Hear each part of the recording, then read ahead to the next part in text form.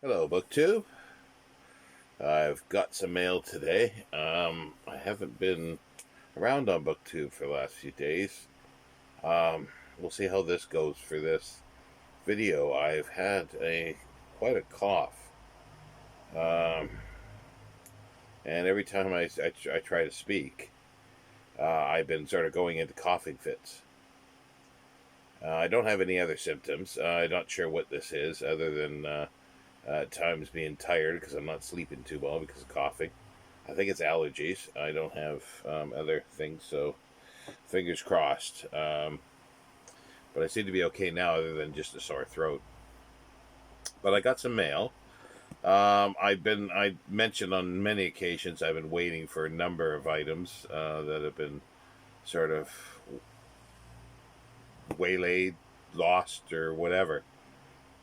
I contacted a number of booksellers. Only one replied, and they replied finally. I think it was last Thursday, to say that they sent it tracked, and it showed that an attempt was made sometime at the end of April, and no one was in, and a card was left. Well, I was in, others were in, no card was left. So I had called up the post office, and they saying, "Oh well, if the card would be left, if anything's there." So I didn't get anywhere with that, but I finally did. And one that I've been waiting for is Kingdom of Books. Amy at the Dusty Bookshelf has been reading chapter by chapter of this, from a nicer edition than this. She's got a limited edition. There was three books that they did Orcutt, William Dana Orcutt did a limited edition of Kingdom of Books, um, The Magic of the Book, or something like that. Yes. And then I'm trying to find the other one I've got. And the other one is like this, but with a jacket. Um, it is called In Quest of the Perfect Book, I think it is. So, but I'm glad to get this, and I'm still waiting for The Magic of the Book. But I didn't order that one until I think late the week before. It's been about a week now, so it should be on its way as shortly. Fingers crossed. But this is Little Brown and Company, 1927, Boston, and it's the first impression of the trade edition. And it's quite nice, other than, as you can see there, which bugs me because it is showing it's cut right through the cloth, worn there. But other than that, it's quite nice, and it matches the other one. And I'm hoping my magic of the book as well will be similar, just so they'll match. But yeah, the limited editions weren't available in the UK here, and I was not prepared to pay 60 to 80 pounds for shipping per book, which was ridiculous. So yeah, so not only that came when I put that in, because once he told me the date that it states on the tracking that they left the notice, I put down that, please send it. But then all of a sudden, like, five other books came as well. And there's another one here, a Sackville Sitwell.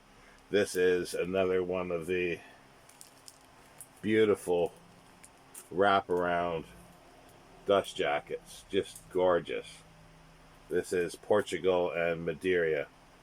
And this might be the best conditioned jacket that I do have of a Batsford. There's just very, very minor wearing to the heel of the spine, and just slightly darkening. No, this is beautiful. But I think this ends. I think I now have all this Sackville Sitwell's Batsfords. This one is 1954, I think. Yeah, 1954. So that's just gorgeous. I got a couple of newer books by, and these ones I actually hadn't. Um, these were more newer ones that I ordered, so they were separate from everything. And it's Nicholas Basbane's Among the Gently Mad, which I thought this was actually, because I was sure he did a sort of sequel to The Gentle Madness, so I just assumed this was, and it was cheap, so I thought I'd get it. But it's not quite. It's strategies and perspectives for the book hunter in the 21st century. So it's not quite. It's a smaller volume, obviously. Maybe maybe it was Patience and Fortitude is actually the sequel, but I'm not sure. This is a John McCrae book, Henry Holt and Company, 2002. And it says here, from the author of A Gentle Madness and Patience and Fortitude, books that charmed bibliophiles everywhere, comes a delightful discursive 21st century guide to book collecting and combines a fresh prospect for proven methods of acquisitions and sound advice on how to use the exciting electronic tools now available. So it should be interesting. It was cheap, and I will, yeah, anything by Nicholas Basbanes, hence this one here. It's a word of letters, a world of letters. Sorry, not a word of letters, a world of letters. Yale University Press, 1908 to 2008. This was just so cheap, but it was said it was new, so it took me a while to figure out, and then I realized, yeah, it's badly dinged at the bottom corner, but this was only like £2.50. So yes, I snapped it up. It's a bit short for a history of a press, so it's not going to be too in depth, obviously. But I don't have anything on Yale University Press, so there you go. So yeah, there was, oh no, there was 5 in total of that came earlier, that came together with the redelivery. And here's another one I've been waiting for: Critical Kit Kats. Pardon me. See how it goes. By Edmund Goss. It's got a inscription in it. Can't see from something from Christmas 1922. I can't read what that is. And this is 1913. It's third impression. And so this adds to my collection now of 1, 2, 3, 4, 5. So it'll be 7, I think. 7 volumes of essays, basically, of Edmund Goss. This one's more literary. It's got a long dedication to Thomas Hardy, 2 pages, basically, which that's quite a dedication. But yeah, they're all uniform. Here's something that was interesting. I was wondering, because I'd forgotten which one it was. Like I'd mentioned on a few other videos with regards to circulating libraries. There was the Moody circulating libraries. There's Boots circulating library, and I ordered a book that was Harrod's circulating library. It was only like a 199, I think, or 195. Now here it is. See, somebody's tried to peel it off. It's got the X, meaning that it's no longer. Because I seem to find that on all the Boots ones. The Boots seem to have it's almost like a shield that's up here or down at the bottom, or sometimes pressed right into the cloth. But yeah, this was 3 shillings per week from Harrod's circulating library. But this wasn't mentioned. Somebody nipped out the It must have been the stamp there or something. Don't know. But yeah, that's been wasn't described, but it was only, as I say, $1.95, or something like that. It was less than £2 with shipping. But it's this H.M. Tomlinson. I've got two other books. I just wanted to buy two to see his style of further style of writing, and then this popped up, and because it's a combination of him and more essays, and the Herod Circulating Library, that I thought, why not?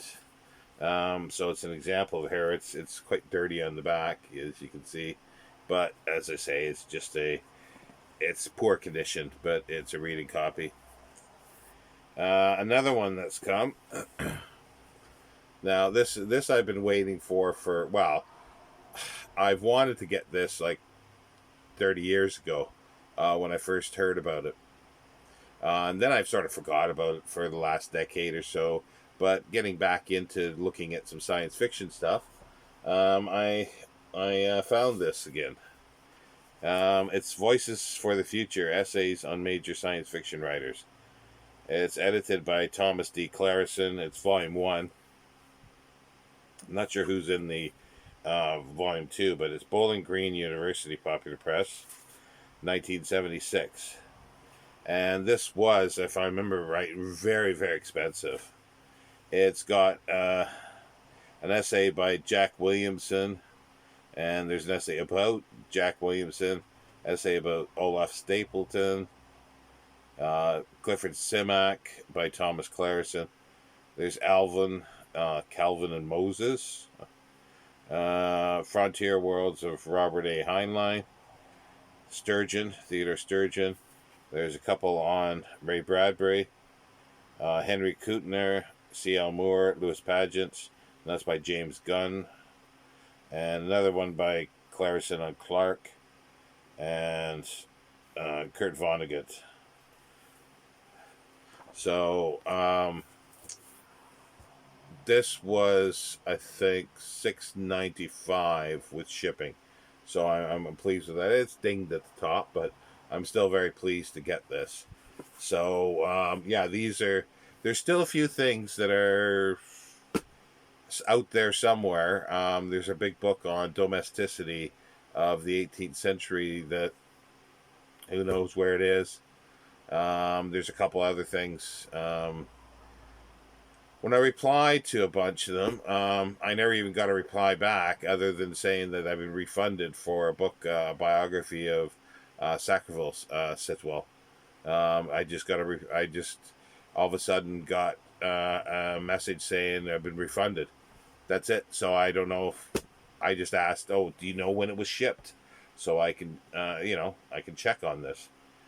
So that one's ticked off, I guess. I don't know whether they ever sent it to begin with. But yeah, there's a few others that are still missing. So we'll hope they'll show up. And there's a few others that I had ordered since. There's probably about 5 books, I think, outstanding at the moment that I've purchased, 5 or 6. But yeah, and so there it be. I'll see if I can come back doing a essay, because my throat's sore, but coughing's not so bad. So I'll see if I can do an essay today, and then get back into the swing of things in a day or two. Anyway, take care, BookTube, and I'll see you in a bit. Thank you.